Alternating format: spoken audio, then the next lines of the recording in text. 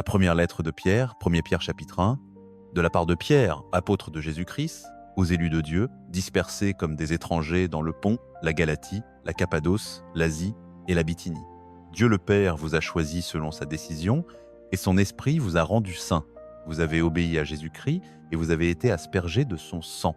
Je prie pour que Dieu vous accorde sa bonté et vous donne la paix en abondance. Loué soit Dieu, le Père de notre Seigneur Jésus-Christ. Dans sa grande bonté, en ressuscitant Jésus d'entre les morts, il nous a fait naître de nouveau pour une espérance vivante. Dieu a réservé pour vous un héritage dans le ciel qui ne peut ni se détruire, ni se gâter, ni disparaître. Vous avez foi en Dieu, dont la puissance vous protège jusqu'au dernier jour, moment où il vous sauvera comme il l'a toujours prévu. En ce jour-là, vous serez remplis de joie, même si, pour un temps, vous devez traverser diverses épreuves difficiles. Votre foi est semblable à l'or éprouvé par le feu, et ces épreuves prouvent que votre foi a bien plus de valeur que l'or périssable. Elles montreront que vous recevrez louange, honneur et gloire lorsque Jésus-Christ apparaîtra. Vous n'avez jamais vu Jésus, et vous ne le voyez pas maintenant, mais vous l'aimez, vous croyez en lui, et des paroles ne suffisent pas pour exprimer la joie profonde et le bonheur que vous ressentez d'être sauvés, c'est pourquoi vous persévérez dans la foi. Des prophètes ont parlé de la grâce qui vous était destinée et ont cherché avec soin à comprendre comment vous seriez sauvés. L'Esprit du Christ était en eux et leur révélait comment le Christ souffrirait avant d'être élevé dans une grande gloire. Ils cherchaient à savoir qui serait le Christ et quand cela arriverait, mais il leur fut révélé qu'ils ne savaient pas eux-mêmes, mais vous. Ils vous ont annoncé ces choses par la puissance de l'Esprit Saint envoyé du ciel, un message que même les anges désirent comprendre. Soyez donc vigilants et lucides, mettez toute votre espérance dans la grâce que Dieu vous accordera lorsque Jésus-Christ apparaîtra. Comportez-vous comme des enfants obéissants et ne laissez pas vos vies être dominées par les désirs qui vous guidaient autrefois. Vivez toujours comme le peuple saint de Dieu, car celui qui vous a appelé est saint. C'est pourquoi les Écritures disent que Dieu est saint et que vous devez l'être aussi. Vous appelez Dieu votre Père, mais il ne fait pas de favoritisme. Il juge chacun selon ses actes. Alors honorez Dieu pendant le temps où vous vivez comme des étrangers sur la terre. Vous avez été délivrés de la manière de vivre inutile héritée de vos ancêtres, non par des choses périssables comme l'argent ou l'or, mais par le sang précieux du Christ, l'agneau sans défaut et sans tache. Le Christ avait été choisi avant la création du monde, mais il s'est manifesté dans ces derniers temps à cause de vous. Par lui, vous avez foi en Dieu, qu'il a ressuscité d'entre les morts et l'a glorifié, afin que votre foi et votre espérance reposent sur Dieu. Vous avez obéi à la vérité et vos âmes ont été purifiées. Vous vous aimez maintenant sincèrement les uns les autres, mais continuez à vous aimer de tout votre cœur. Dieu vous a fait naître de nouveau par sa parole vivante et éternelle. Les Écritures disent que les humains sont comme l'herbe, et leur gloire comme la fleur des champs, l'herbe sèche et la fleur tombe, mais la parole du Seigneur demeure éternellement. Cette parole est la bonne nouvelle qui vous a été annoncée. 1er Pierre, chapitre 2. Cessez toute méchanceté, toute tromperie, toute hypocrisie, toute jalousie et toute parole médisante. Comme des enfants nouveau-nés, désirez le lait spirituel pur afin de grandir pour le salut, puisque vous avez goûté combien le Seigneur est bon. Approchez-vous de Jésus-Christ, la pierre vivante rejetée par les hommes, mais choisie et précieuse devant Dieu. Vous aussi, comme des pierres vivantes, vous êtes édifiés pour former une maison spirituelle, un sacerdoce saint, afin d'offrir des sacrifices spirituels agréables à Dieu par Jésus-Christ.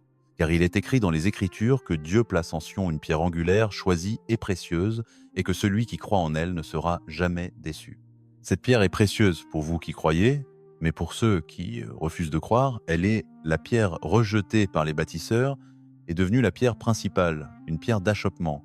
Ils trébuchent parce qu'ils désobéissent au message, ce à quoi ils étaient destinés, mais vous êtes une race choisie, un sacerdoce royal, une nation sainte, un peuple acquis par Dieu, afin d'annoncer les œuvres merveilleuses de celui qui vous a appelé des ténèbres à sa lumière admirable. Autrefois, vous n'étiez pas un peuple, maintenant vous êtes le peuple de Dieu. Autrefois, vous n'aviez pas reçu miséricorde, maintenant vous avez reçu la bonté de Dieu. Bien-aimés, je vous exhorte, comme des étrangers et des voyageurs sur la terre, à vous abstenir des désirs qui combattent contre l'âme. Ayez une conduite exemplaire parmi les autres, afin que, même s'ils vous accusent de mal agir, ils glorifient Dieu au jour du jugement en voyant vos bonnes œuvres.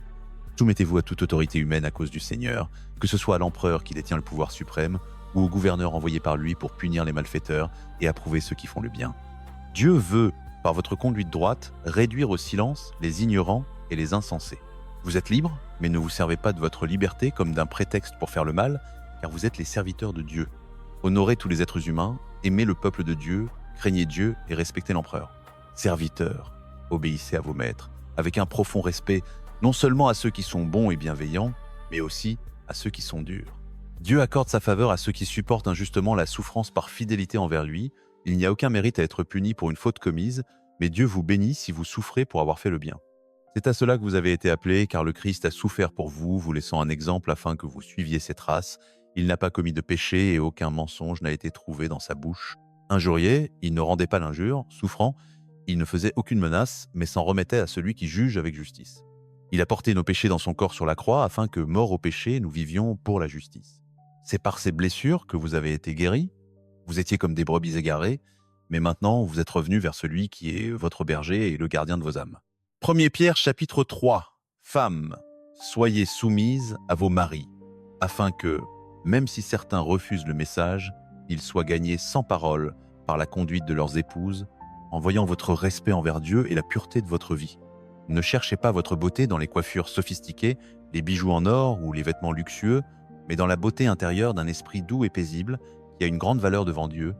C'est ainsi que, autrefois, les femmes saintes qui espéraient en Dieu se rendaient belles en se soumettant à leur mari, comme Sarah qui obéissait à Abraham et l'appelait son maître. Vous êtes ses filles si vous faites le bien sans vous laisser troubler par la crainte. Maris, de même, montrez de la compréhension envers vos femmes et traitez-les avec honneur, car elles sont plus fragiles et héritières avec vous de la grâce de la vie, afin que rien ne fasse obstacle à vos prières. Enfin, soyez tous animés d'un même esprit, compatissant, fraternel, plein d'amour, humble et bienveillant. Ne rendez pas le mal pour le mal, ni l'insulte pour l'insulte, mais au contraire, bénissez, car vous avez été appelés à hériter la bénédiction. Les Écritures disent que celui qui aime la vie et désire des jours heureux doit garder sa langue du mal et ses lèvres du mensonge, s'éloigner du mal et faire le bien, rechercher la paix et la poursuivre. Le Seigneur veille sur les justes et écoute leurs prières, mais il s'oppose à ceux qui font le mal. Qui pourrait vous faire du mal si vous êtes zélés pour le bien? Même si vous souffrez pour la justice, vous êtes bénis. Ne craignez rien et ne soyez pas troublés. Reconnaissez Christ comme Seigneur dans vos cœurs et soyez toujours prêts à répondre avec douceur et respect à quiconque vous demande raison de l'espérance qui est en vous, en gardant une bonne conscience, afin que ceux qui calomnient votre bonne conduite en Christ soient couverts de honte. Il vaut mieux souffrir en faisant le bien, si telle est la volonté de Dieu, qu'en faisant le mal. Le Christ est mort une seule fois pour les péchés, lui le juste pour les injustes, afin de vous conduire à Dieu. Mis à mort dans son corps, il a été rendu vivant par l'Esprit, et il est allé prêcher aux esprits en prison, qui autrefois avaient désobéi lorsque Dieu attendait avec patience pendant que Noé construisait l'arche, dans laquelle 8 personnes furent sauvées à travers l'eau. Cette eau préfigurait le baptême qui vous sauve maintenant, non comme un lavage du corps, mais comme l'engagement d'une bonne conscience envers Dieu, par la résurrection de Jésus-Christ, qui est maintenant au ciel, assis à la droite de Dieu, et à qui sont soumis anges, autorités et puissance. 1 Pierre chapitre 4. Puisque le Christ a souffert dans la chair, armez-vous de la même pensée, car celui qui a souffert a cessé de pécher. Ainsi, vous ne vivrez plus selon les désirs humains, mais selon la volonté de Dieu. Vous avez déjà passé assez de temps à vivre comme ceux qui ne connaissent pas Dieu, dans l'immoralité, les passions, l'ivrognerie, les fêtes excessives et l'idolâtrie abominable. Vos anciens compagnons s'étonnent que vous ne participiez plus à leurs excès et ils vous insultent, mais ils devront rendre compte à celui qui juge les vivants et les morts. La bonne nouvelle a aussi été annoncée aux morts, afin que, bien que jugés selon les hommes dans la chair, ils vivent selon Dieu par l'Esprit. La fin de toute chose est proche, soyez donc sérieux et sobres, afin de prier. Avant tout, ayez un amour sincère les uns pour les autres, car l'amour couvre une multitude de péchés. Exercez l'hospitalité sans murmurer. Chacun de vous a reçu un don de la grâce de Dieu, mettez-le au service des autres comme de bons administrateurs de la grâce multiple de Dieu. Si quelqu'un parle, qu'il annonce les paroles de Dieu, si quelqu'un sert, qu'il le fasse avec la force que Dieu fournit, afin qu'en toute chose Dieu soit glorifié par Jésus-Christ, à qui appartiennent la gloire et la puissance pour toujours. Amen. Bien-aimés, ne soyez pas surpris de l'épreuve ardente qui survient parmi vous pour vous éprouver, comme s'il vous arrivait quelque chose d'étrange. Réjouissez-vous, au contraire, de participer aux souffrances du Christ, afin d'être remplis de joie lorsque sa gloire sera révélée. Si vous êtes insultés pour le nom du Christ, vous êtes bénis, car l'Esprit de gloire, l'Esprit de Dieu, repose sur vous. Que personne parmi vous ne souffre comme meurtrier, voleur, malfaiteur, ou comme quelqu'un qui se mêle des affaires d'autrui. Mais si quelqu'un souffre comme chrétien, qu'il n'en ait pas honte et qu'il glorifie Dieu pour ce nom. Le jugement commence par la maison de Dieu. Et s'il commence par nous, quelle sera la fin de ceux qui refusent d'obéir au message de Dieu? Les Écritures disent que si le juste est sauvé avec peine, que deviendront l'impie et le pécheur. Ainsi que ceux qui souffrent selon la volonté de Dieu s'en remettent à leur Créateur fidèle en continuant à faire le bien. 1 Pierre chapitre 5. Anciens de l'Église, je vous exhorte, moi qui suis ancien comme eux et témoin des souffrances du Christ, et qui participerai à la gloire qui doit être révélée. Prenez soin du troupeau de Dieu qui vous est confié, veillez sur lui volontairement, selon Dieu, non par contrainte, ni pour un gain malhonnête, mais avec dévouement. Ne dominez pas sur ceux qui vous sont confiés, mais soyez des exemples pour le troupeau. Lorsque le souverain berger apparaîtra, vous recevrez la couronne de gloire qui ne se flétrit pas. De même, vous les jeunes, soyez soumis aux anciens. Et vous tous, revêtez-vous d'humilité les uns envers les autres, car Dieu résiste aux orgueilleux, mais il fait grâce aux humbles.